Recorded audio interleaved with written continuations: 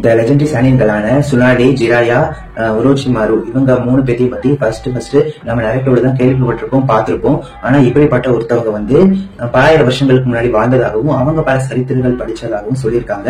The tail of Jiraiya calendar ஆர்டிகல்ல தான் இவங்களை பத்தி சொல்லியிருக்காங்க. நமக்கு எப்படி ராமாயணம் மகாபாரதமோ அதே மாதிரிதான் ஜப்பான்ல இருக்கவங்களுக்கு வந்து இது வந்து ஒரு மித்தானச்சி நாவல். இதை பத்தி ஃபுல்லா தெரிஞ்சுக்கணும்னா நீங்க கமெண்ட்ல சொல்லுங்க, நான் ஃபுல் வீடியோ போடுறேன். இந்த நாவலோட மெயின் கேரக்டர் ஜிராயா ஒக்குட்டோ தான். இது வந்து நம்ம ஜிராயா சென்சை கிடையாதுங்க.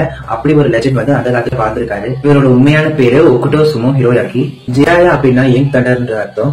ஒரு ஜெயண்ட் ட்ரான்ஸ்போர்ட் வந்து இவருக்கு மந்திர தந்திரங்கள் தான் சொல்லி கொடுத்திருக்காரு. இந்த கதையில சுனாடேவும் இருக்காங்க.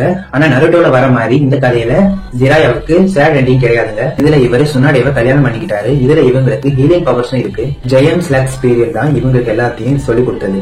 இந்த கதையிலயும் நம்ம ஒரோச்சிமாரு வில்லன் தான். ஆரம்பத்துல ஜிராயாவோட ஃப்ரெண்டா இருந்து ஒரு ஜெயம் ஸ்லாக்ஸ் ஸ்னேக் ஸ்பிரிட் வந்து இவரை வந்து மேனிபுலேட் பண்ணி ஒரு வில்லனா மாத்திருக்கு.